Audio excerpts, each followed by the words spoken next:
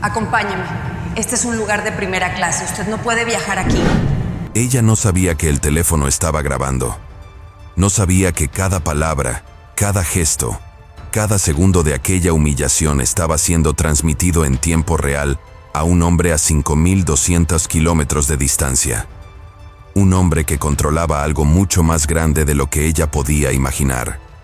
Cuando Beatriz Salazar levantó la mano y golpeó el rostro de aquella niña de 7 años en el vuelo IB-3847, ella creyó que nadie haría nada. Al fin y al cabo, ¿a quién le importa una niña refugiada usando hijab?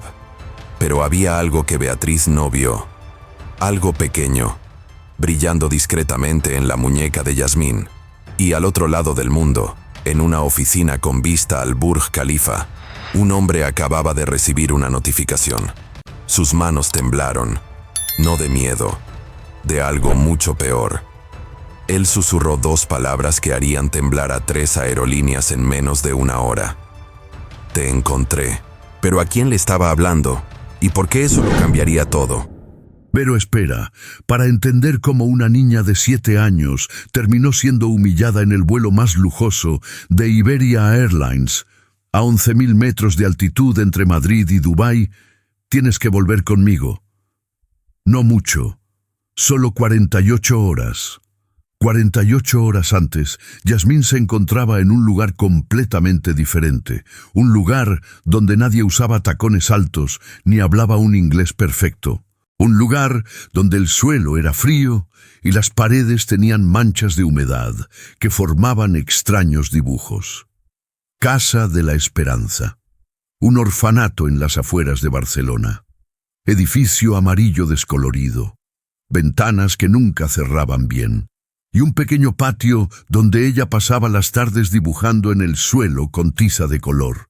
Yasmín era callada, demasiado educada para una niña de 7 años. Tenía esa forma de mirar a los adultos que hacía que ellos desviaran la mirada, como si ella supiera cosas que ellos preferían fingir que no existían. 3 años. 3 años estuvo allí. Desde aquel día que a nadie le gustaba mencionar, pero que todo el mundo en el orfanato conocía, el día que llegó, mojada, temblorosa, los labios morados por el frío, agarrada a un salvavidas que había sido encontrado a la deriva en el Mediterráneo por un barco pesquero español. 4 años de edad, sin documentos, sin parientes, solo una niña que no podía decir una palabra, pero que tenía en los ojos una tristeza que la coordinadora del orfanato juraba nunca haber visto en 2 décadas de trabajo. No habla, había dicho la médica del hospital en aquel momento. Trauma. Puede ser temporal, puede ser permanente. Solo el tiempo lo dirá. El tiempo lo dijo. 6 meses después, Yasmín comenzó a hablar. Español con un acento extraño, palabras mezcladas con árabe que ni siquiera sabía que sabía, y un nombre, un único nombre que repetía todas las noches antes de dormir, en voz baja, como una oración. Baba, padre, en árabe. Pero aquí está la parte que debes grabar bien en tu cabeza, porque esto marcará la diferencia después. Yasmín tenía una mochila, rosa, descolorida, con un agujero en el forro, y dentro de ese agujero, escondido con tanto cuidado que hasta parecía intencional, había un trozo de papel, amarillento, doblado tantas veces que las marcas parecían cicatrices. La directora del orfanato, señora Montserrat, había encontrado ese papel 2 años atrás, cuando fue a lavar la mochila. Lo desdobló, leyó, y su rostro se puso blanco, tan blanco que la empleada que estaba a su lado le preguntó si se encontraba mal. No, había respondido la señora Montserrat, guardando el papel de nuevo en el forro con las manos temblándole. Estoy bien, pero no lo estaba, porque lo que estaba escrito en ese papel, en árabe, con caligrafía temblorosa y manchas que parecían lágrimas secas, era algo que no podía ignorar, pero tampoco podía revelar. Aún no. Quizás nunca. ¿Qué estaba escrito allí? Bueno, eso todavía no necesitas saberlo, pero sí necesitas saber que ese papel era la razón por la cual, ese martes de noviembre, 2 hombres de traje oscuro aparecieron en la puerta del orfanato. No eran trabajadores sociales. No tenían ese aire cansado y burocrático de los funcionarios del gobierno español. Eran diferentes, demasiado pulcros, demasiado silenciosos, con un tipo de autoridad que hacía que la gente bajara la cabeza sin entender por qué. El más alto tenía una carpeta de cuero negra. El más bajo usaba gafas oscuras incluso dentro del edificio. «Venimos a buscar a Yasmín al-Rashid», dijo el más alto, en un español perfecto, pero con un acento que delataba otro origen. La señora Montserrat sintió que el estómago se le revolvía. ¿Buscar? Proceso de adopción internacional. Todo aprobado. Documentación completa. Abrió la carpeta y le extendió una pila de papeles. Sellos, firmas, papeles timbrados de consulados y tribunales. Todo impecable, todo perfecto, perfectamente legal. Pero algo andaba mal. La señora Montserrat no sabía qué, pero lo sentía. Esa sensación en el estómago que mujeres como ella aprendían a no ignorar después de décadas lidiando con burocracias, mentiras y sistemas que fallaban a las niñas y a los niños todos los días. ¿Puedo hacer una llamada para confirmar?, preguntó, ya con la mano en el teléfono. El hombre sonrió.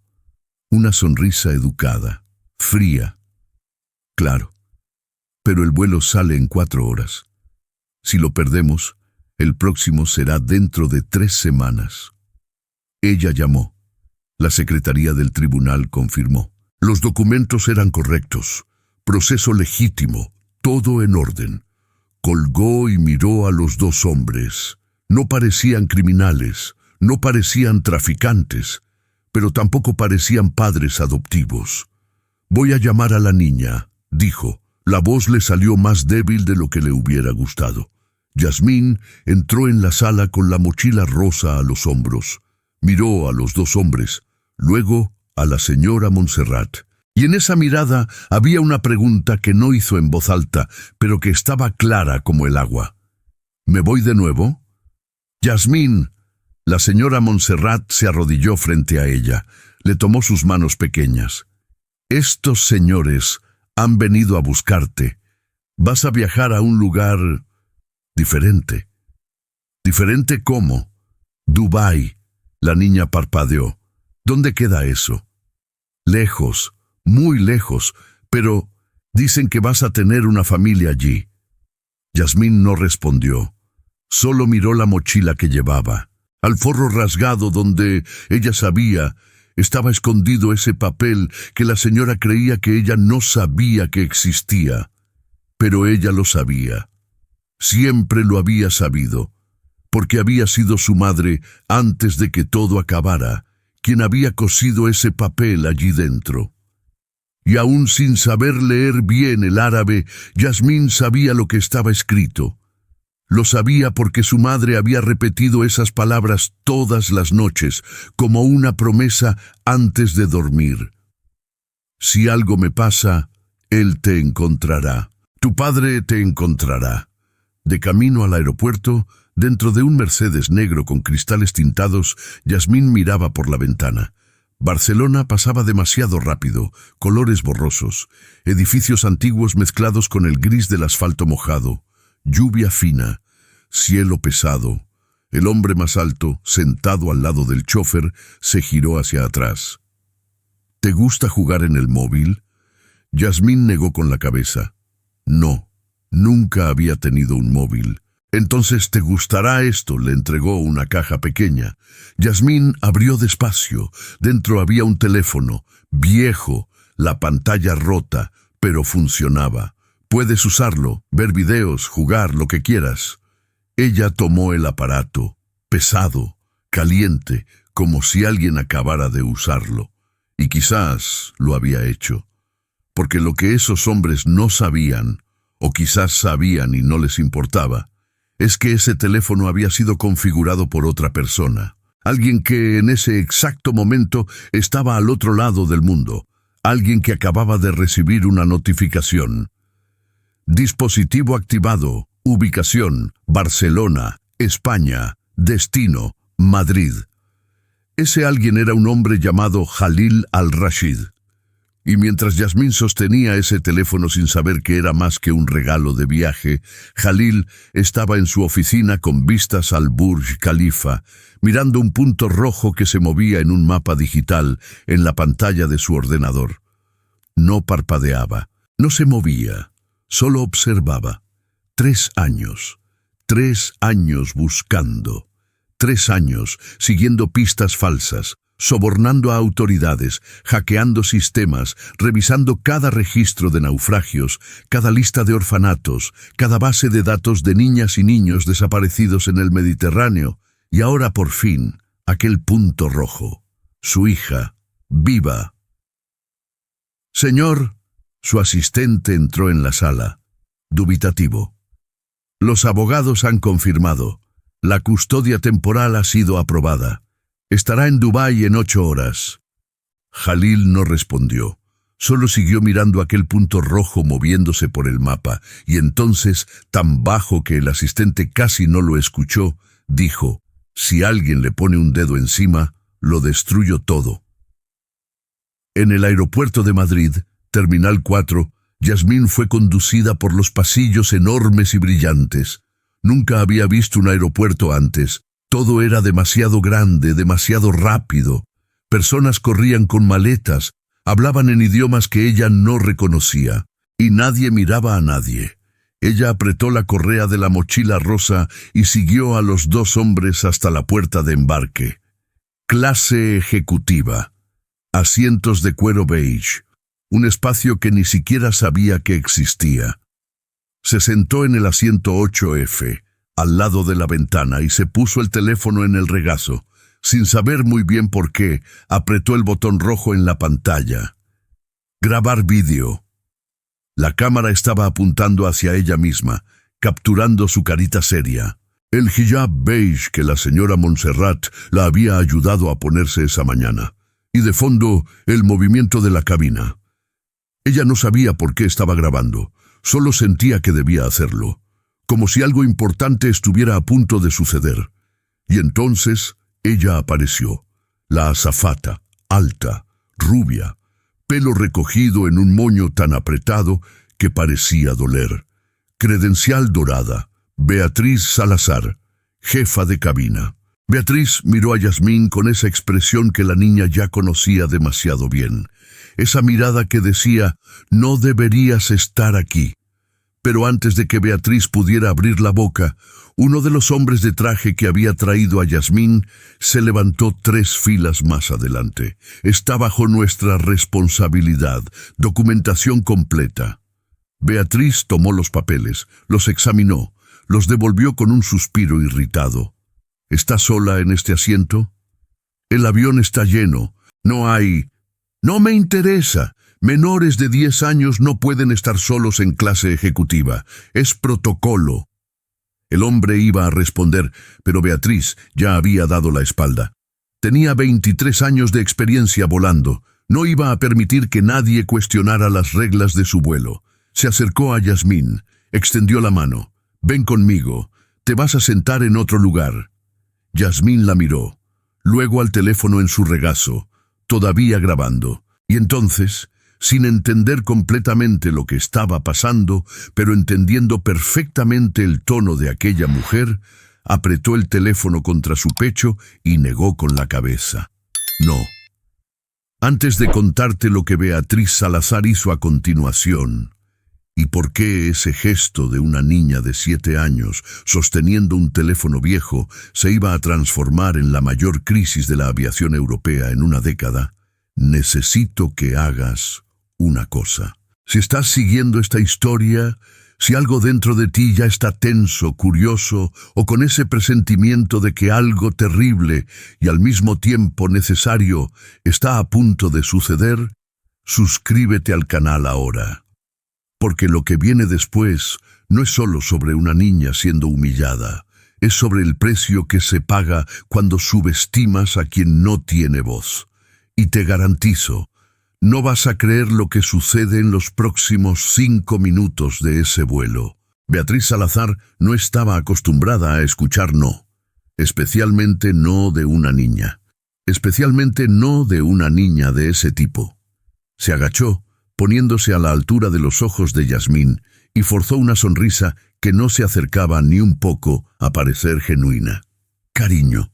Su voz era dulce, pero tenía veneno por debajo.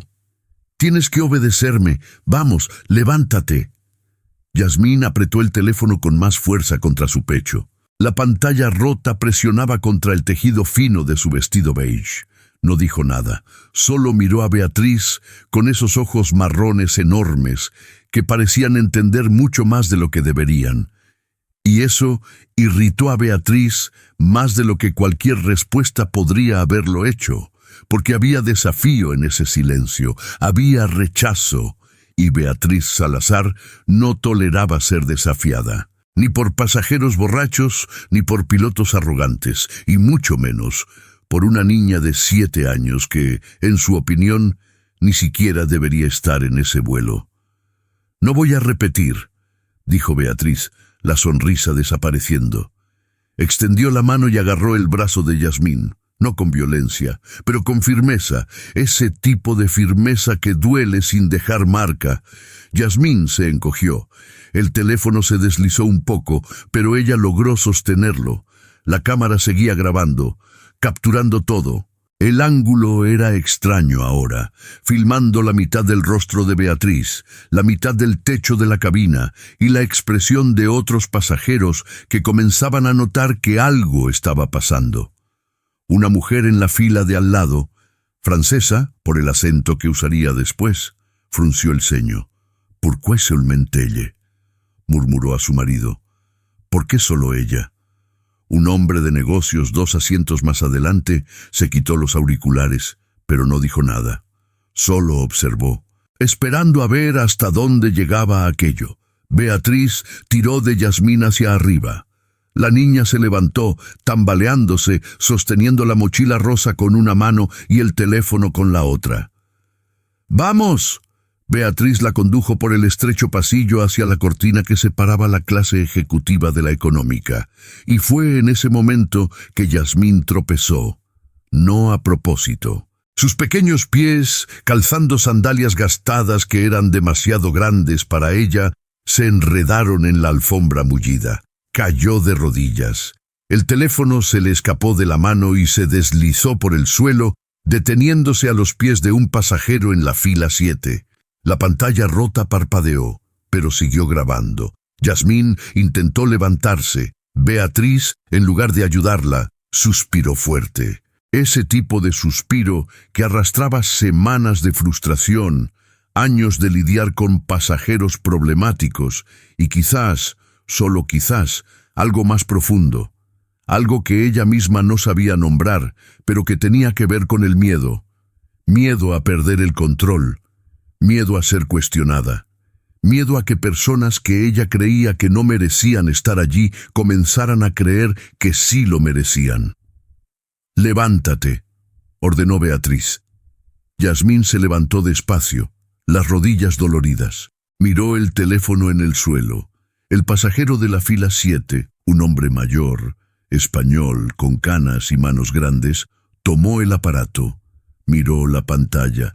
Vio que estaba grabando, vio el ángulo, vio que él mismo estaba siendo filmado ahora, y en lugar de apagarlo, en lugar de devolverlo inmediatamente, hizo algo inesperado. Sostuvo el teléfono de una manera que la cámara capturara la escena entera. Beatriz tirando de Yasmín, Yasmín intentando mirar hacia atrás, y entonces hizo un gesto sutil con la cabeza como si le dijera a la niña, «Vete. Yo me encargo de esto aquí». Yasmín no entendió completamente, pero sintió que algo había cambiado. Beatriz la llevó hasta la cortina. Pero cuando iba a empujarla hacia el otro lado, hacia la clase económica donde, en su cabeza, este tipo de pasajeros debería estar desde el principio, La voz de la mujer francesa cortó el aire como un cuchillo afilado. ¿La está moviendo por protocolo o por el hijab? Beatriz se congeló. Se giró lentamente. «Disculpe», pregunté, repitió la francesa, ahora más alto, «si está moviendo a esta niña porque está sola o porque no le gusta lo que lleva puesto en la cabeza». Silencio. Ese tipo de silencio que es más ruidoso que cualquier grito. Otros pasajeros comenzaron a prestar atención de verdad ahora. Móviles fueron discretamente levantados, no para filmar aún, pero preparados, por si fuera necesario. Beatriz sintió que la sangre le subía al rostro. Había pasado años entrenando para mantener la compostura, para sonreír incluso cuando quería gritar, para ser profesional incluso cuando los pasajeros la trataban como sirvienta. Pero en ese momento, con una cabina entera mirándola, esperando su respuesta, algo dentro de ella se quebró. «Estoy siguiendo el protocolo de la compañía», dijo, la voz temblándole ligeramente, «y no voy a tolerar que insinúen. Entonces, ¿por qué el niño de la fila 12 también está solo y no lo ha movido a él?» La francesa cortó. Beatriz parpadeó. No tenía respuesta para eso, porque no se había fijado en el niño de la fila 12, un chico rubio de unos 9 años, auriculares gigantes, jugando a videojuegos en su tableta, solo, exactamente como Yasmín. Pero él era diferente. Él era, bueno, él no usaba hijab. «Eso es diferente», comenzó Beatriz. «¿Diferente cómo?» La francesa no iba a ceder. Beatriz abrió la boca, la cerró. Y entonces, en ese momento de duda que duraría menos de 3 segundos, pero que definiría el resto de su carrera, tomó la peor decisión que podría haber tomado. Se giró hacia Yasmín, que todavía estaba allí parada, pequeña, asustada, sosteniendo la mochila rosa como si fuera un escudo, y la golpeó en la mejilla. No fue una bofetada fuerte, fue casi un chasquido, un gesto de impaciencia más que de violencia, pero fue público, fue intencional y fue suficiente. El sonido resonó. Yasmín tropezó hacia atrás, la mano subiendo automáticamente a su rostro. El hijab se deslizó un poco, revelando los rizos oscuros pegados a la frente sudada. No lloró, pero sus labios temblaron. Y en sus ojos, en esos ojos que ya habían visto a su madre desaparecer en las frías olas del Mediterráneo, que ya habían pasado 3 años esperando a alguien que quizás nunca vendría, apareció algo nuevo. Ya no era confusión, era comprensión. La dolorosa comprensión de que el mundo era exactamente como ella creía que era.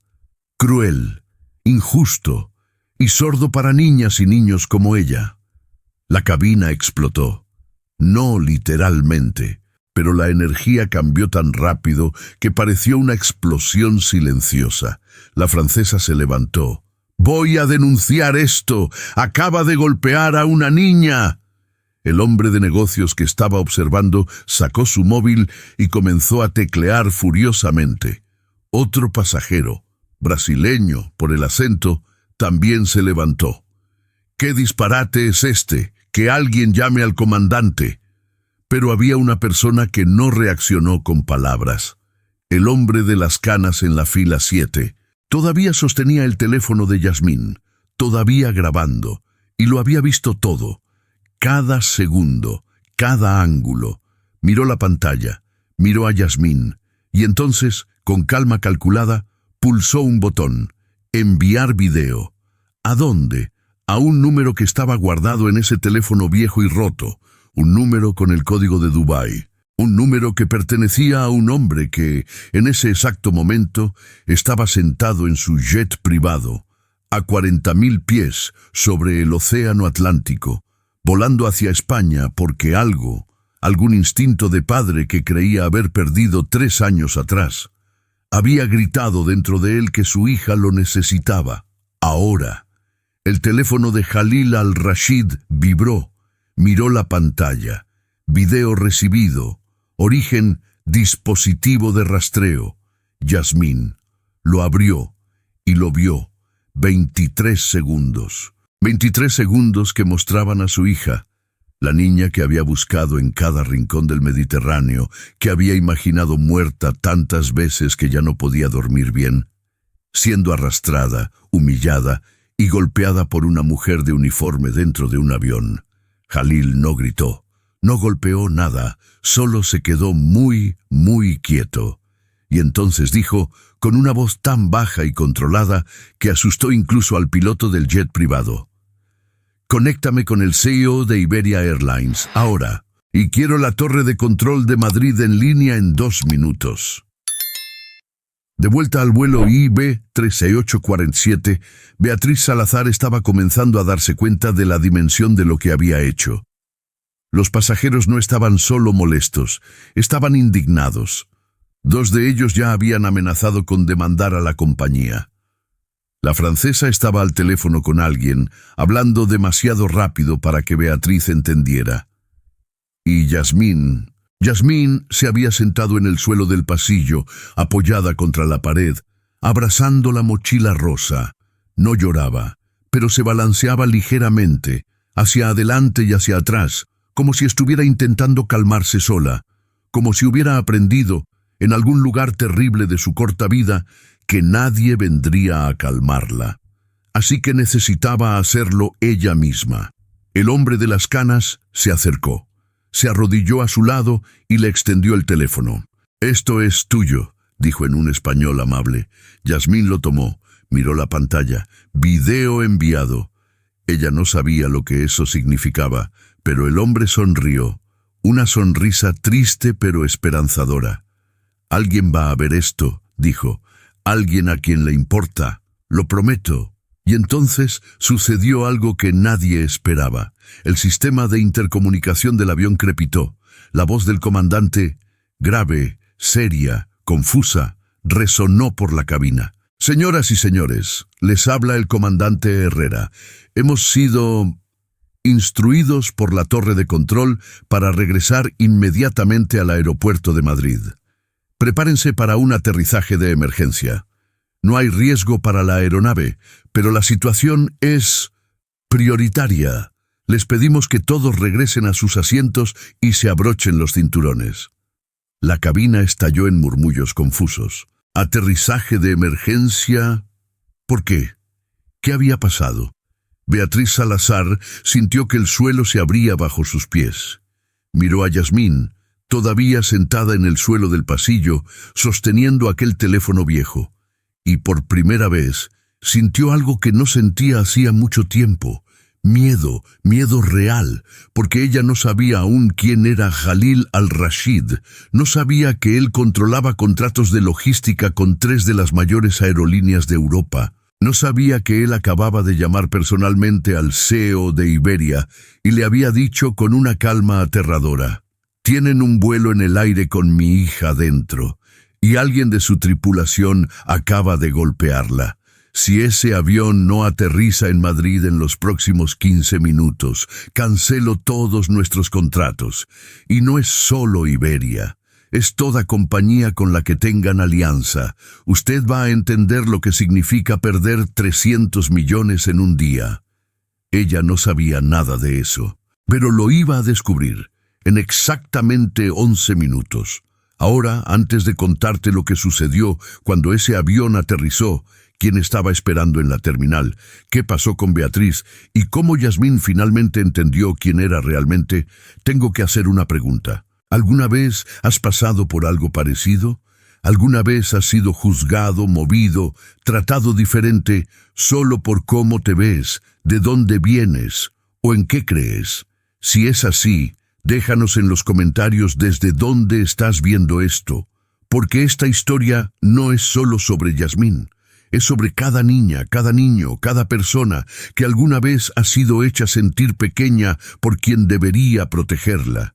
Y el final te mostrará que a veces, solo a veces, la justicia existe. Pero tiene un precio, y alguien lo va a pagar. El avión tocó la pista de Madrid con una suavidad que contrastaba brutalmente con la tensión dentro de la cabina. Las ruedas chirriaron contra el asfalto. Los motores revirtieron. Y entonces, silencio. Ese silencio pesado que llega cuando todo el mundo está esperando que algo suceda, pero nadie sabe exactamente qué. Yasmín seguía en el suelo del pasillo, abrazada a la mochila rosa. Había logrado regresar a su asiento cuando sonó el aviso de aterrizaje, pero tan pronto como el avión se detuvo, se encogió de nuevo, como si quisiera desaparecer. Beatriz Salazar estaba pálida. Sus manos temblaban mientras intentaba organizar los procedimientos de desembarque, pero ella sabía, en el fondo lo sabía, que algo estaba muy, muy mal. La voz del comandante volvió al intercomunicador. Tripulación, esperen instrucciones. Ningún pasajero debe desembarcar todavía. Y entonces, a través de las ventanas, todos vieron 3 furgonetas negras. No eran coches policiales, no tenían sirenas ni luces. Solo vehículos oscuros, discretos, estacionados en formación militar alrededor del avión. Y bajando la escalera que acababa de ser colocada en la puerta delantera, un hombre, alto, hombros anchos, traje gris impecable, pero con la corbata suelta, como si hubiera salido corriendo de algún lugar importante. Pelo oscuro con mechones grises en las sienes, y una expresión en el rostro que hacía que cualquiera que lo mirara entendiera inmediatamente. Este hombre no estaba allí para negociar. Jalil al-Rashid entró en el avión como una tormenta silenciosa. No corrió, no gritó, solo caminó por el pasillo de la ejecutiva con pasos medidos, sus ojos escudriñando cada fila hasta encontrar lo que buscaban. Y entonces se detuvo. Yasmín estaba 3 filas más adelante, todavía intentando hacerse pequeña contra el asiento. Ella escuchó los pasos, miró hacia arriba, y sus ojos se encontraron con los de él. Hubo un momento, solo un segundo suspendido en el tiempo, en que ninguno de los dos se movió. Yasmín parpadeó. Esos ojos. Ella conocía esos ojos, no de la memoria consciente, sino de algún lugar más profundo, del lugar donde se guardan las cosas que sientes antes de poder nombrarlas. ¿Baba?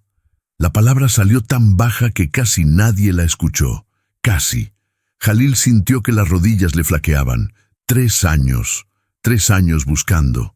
3 años imaginando este momento. Y ahora, allí, a 2 metros de distancia, estaba su hija. Viva, pequeña, asustada, con una marca roja en la mejilla izquierda que hacía que algo dentro de él se hiciera añicos y se recompusiera al mismo tiempo. Se arrodilló, abrió los brazos. Yasmín. Y ella corrió, dejó caer la mochila, dejó que el teléfono roto se resbalara de su regazo y corrió a sus brazos como si estuviera corriendo a casa. Jalil la tomó en brazos y la abrazó con tanta fuerza que ella casi no podía respirar, pero no se quejó. Solo se agarró a su traje con sus manitas y comenzó a llorar.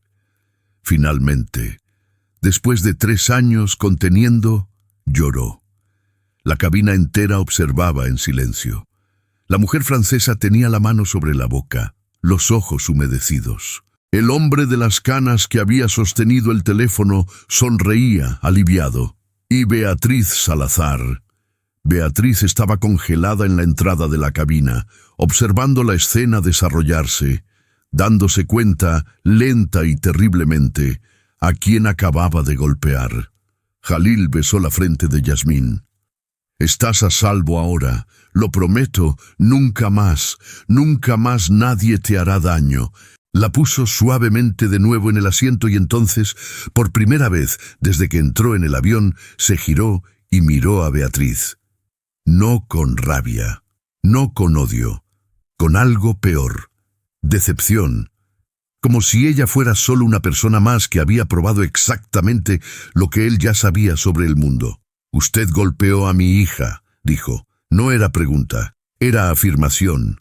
Beatriz abrió la boca, la cerró, intentó de nuevo. Yo no sabía, ella estaba infringiendo el protocolo. Jalil la cortó, la voz afilada como el cristal. ¿Usted golpeó a una niña de 7 años por protocolo? Dio un paso hacia ella. Beatriz retrocedió. El niño rubio en la fila 12 también estaba solo.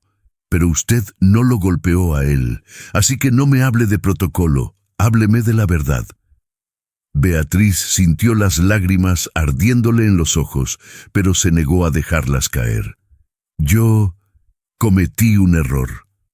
Usted tomó una decisión, corrigió Jalil, y ahora va a vivir con las consecuencias. Se giró hacia el comandante, que había aparecido detrás de Beatriz, pálido y confuso. Quiero el nombre de todos sus supervisores. Quiero los registros de todas las quejas que se hayan presentado contra ella. Y quiero una investigación completa no solo de esta empleada, sino de todo el protocolo de trato a pasajeros menores de edad de Iberia Airlines. Porque si creen que esto va a terminar con un despido silencioso y una disculpa corporativa, no han entendido nada. El comandante tragó saliva. Señor, Tiene 48 horas para presentarme un plan de acción. O le garantizo que esta empresa pierde la mitad de los contratos de carga con Oriente Medio. Elija.